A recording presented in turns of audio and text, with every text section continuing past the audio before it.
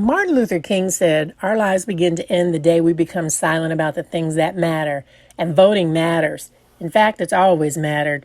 But somehow we understood this in 2008 when we elected the first biracial president of the United States, Barack Obama. Did we think the struggle was over? Well, apparently we did, because in 2016, our participation in the voting process dropped. And guess what happened when it dropped? Sadly, over 91 million people did not vote in the general election in 2016. So why don't people vote? Well, according to research by Brookshire, there are several reasons.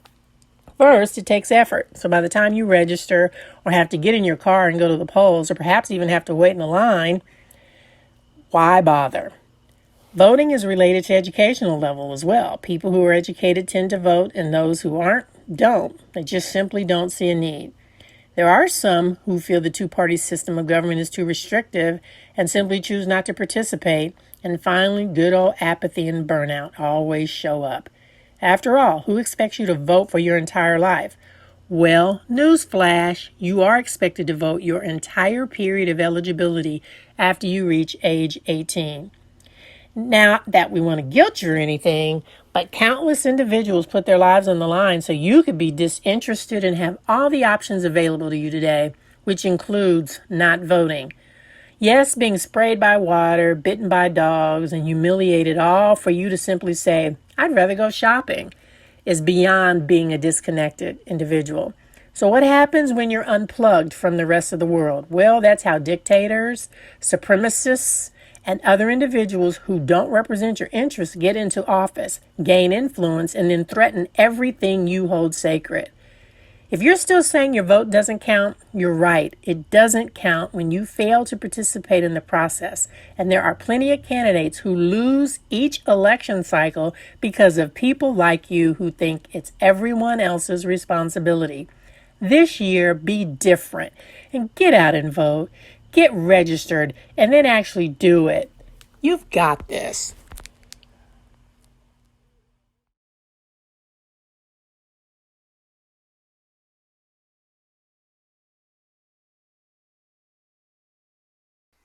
I want to speak to you about our right and our responsibility to vote.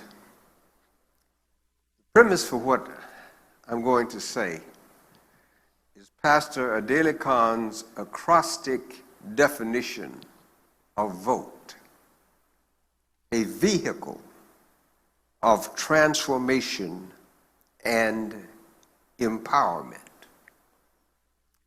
The proposition that I'm making in the time we're sharing together is that ability to vote as an African American citizen of the United States is a hard-fought and precarious right imposing on all who qualify an incumbent responsibility to protect that right and to exercise it to the fullest extent possible. These are my points. They're in the proposition. The right is hard-fought, growing out of the limitations on the right of suffrage, understood as the elective franchise or citizenship stake in the country, established at the beginning of the Republic. The right to vote was extended first to freeholding male property owners. Freeholding means that slaves, male means that women, and property owners means that non-property owners were excluded from the right to vote. Slaves, women, and non-property owning freemen were excluded from the right to vote. Ironically, and that's significant right now because we are in the midst of another census, all of the latter, women, men, and slaves, were included in the census for the purpose of distributing representation among the states in congressional districts. And we remember this, that the way slaves were counted was particularly dehumanizing, because that's where we get the 3/5 formula, where we often say that the Constitution in this particular provision considers black people, African Americans, to be 3/5 human. Actually, it was a formula whereby every 5 slaves was counted as 3 persons in the census in order for the people who held slaves and for the states that were slaveholding states to have more representation in the Congress so that they could fight for and preserve their way of life. So slaves were being counted against their very own interests. Over time, the vote was extended to the citizen freemen in the so-called Jacksonian Revolution, when Andrew Jackson was elected as President of the United States. He was among the first of the populist presidents of the nation, of the country, and he was supported by a group of freeholding citizens who were claiming their right to vote. We need to understand that the right of African Americans to vote came through the cataclysm of the Civil War. The Civil War, which was fought because the nation reached a point at which, as Abraham Lincoln said, it could not continue to exist half slave and half free, and where the agitation over slavery had reached a point that the southern states began to consider and eventually to act to withdraw from the Union and to establish their own nation as the Confederacy. So through the Civil War, which was finally won, because at a crucial time when the Union side was facing a lack of troops to fight the war, African American black soldiers were recruited and brought into the Union Army, and as Lincoln always said, acquitted themselves bravely. Because of that, he was prepared and he was an advocate for granting them the franchise.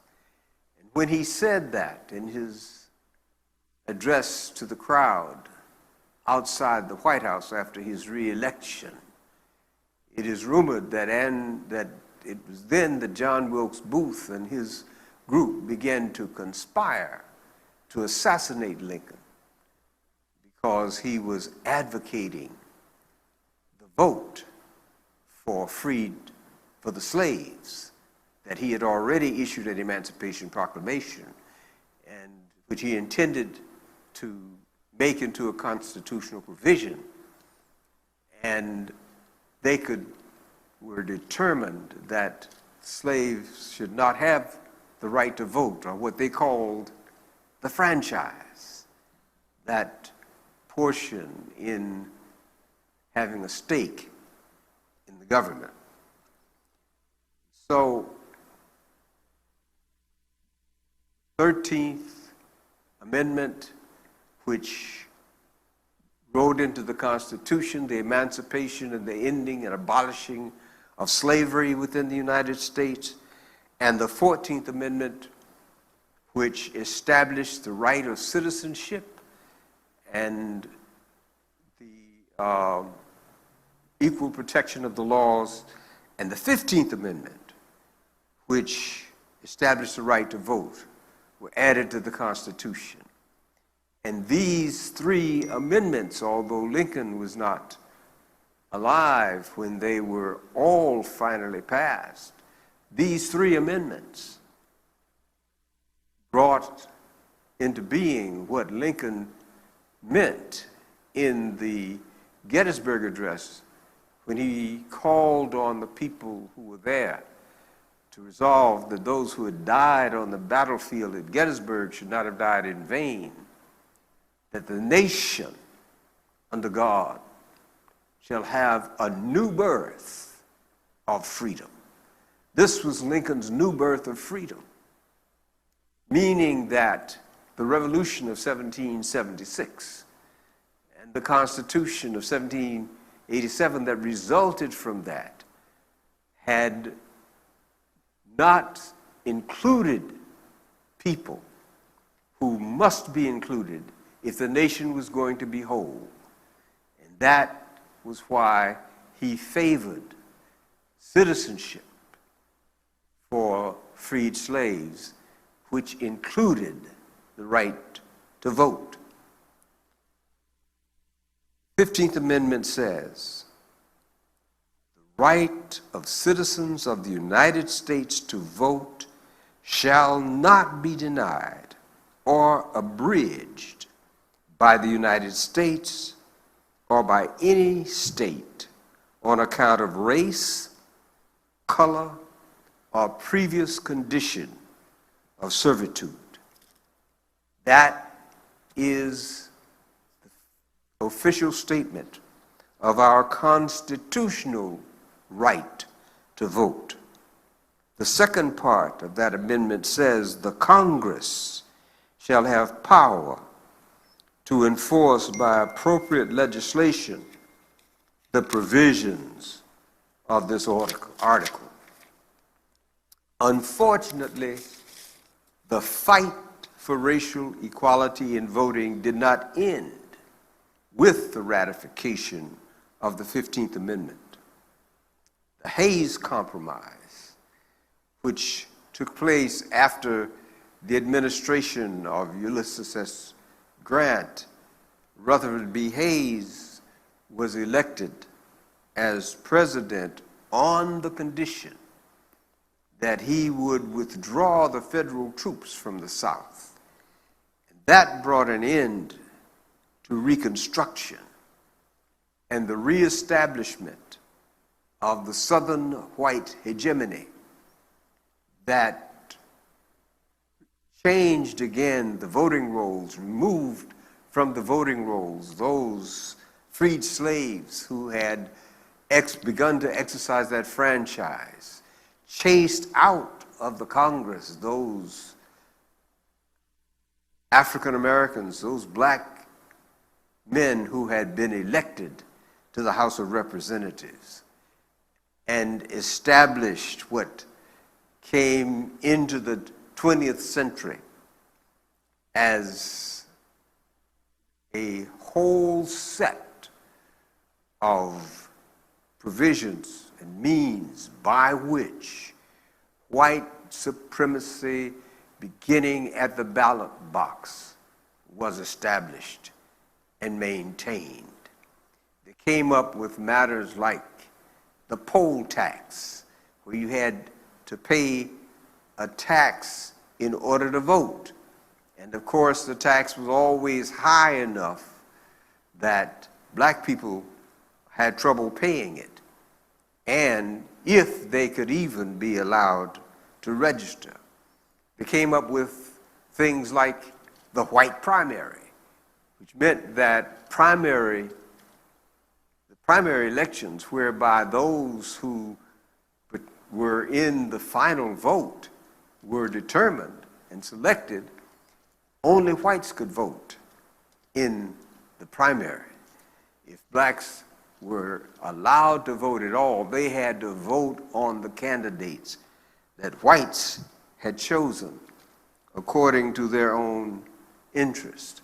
And so, well into the 20th century, we were still fighting and struggling try to exercise our right. The 15th Amendment says so. The Constitution says so. We have a right to vote. That right has always been resisted and has always been suppressed by those who intend to retain power in order to advance their own interests at the expense of black people. That's why I say that our right to vote is precarious. Our right is precarious. It was won, hard fought, blood was shed. Blood was shed in the Civil War in the first instance. And then during the Civil Rights Movement, we saw recently as we watched the services honoring John Lewis, how he stood on the bridge in 1965, fully 100 years after the 15th Amendment had been ratified. He was on the Edmund Pettus Bridge marching to Montgomery in order to declare and insist on the right of black people in Alabama, particularly in Selma, Alabama, to register and to vote. Hard fought, but precarious. 100 years later, that right had not been enforced by the Congress. In 1964, as part of the civil rights legislation, the Congress did vote an act, they passed an act to ban the poll tax. But that was just one of the barriers. There were many.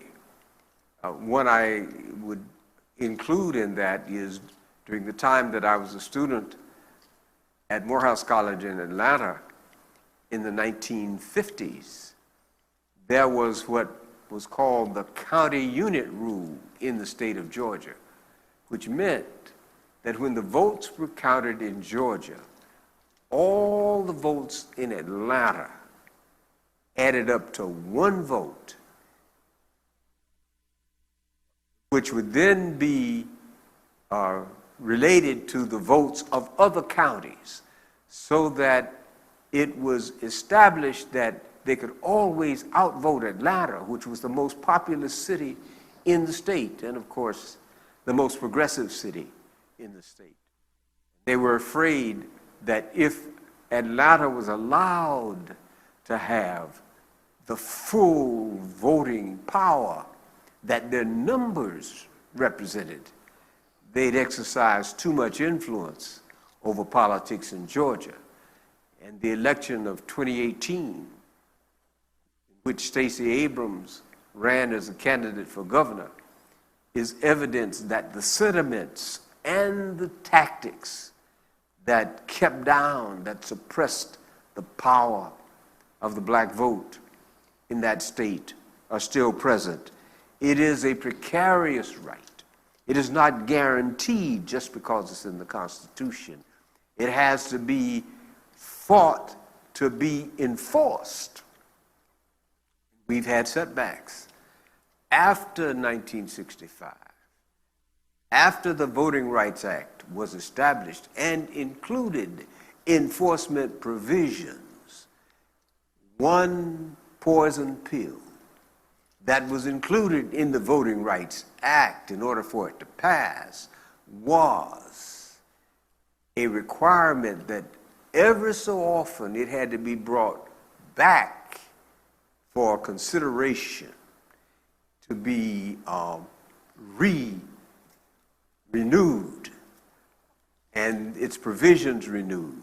And the southern states in particular had insisted on that as a condition for them allowing the Voting Rights Act to pass, so that they could, after a period of time, roll back many of the gains that had been made in establishing that act. And we've seen it happen over the years. Every time the Voting Rights Act came up for renewal, there was a struggle, there was a fight, and it was renewed in the Clinton administration. It was renewed in the George W. Bush administration. And then,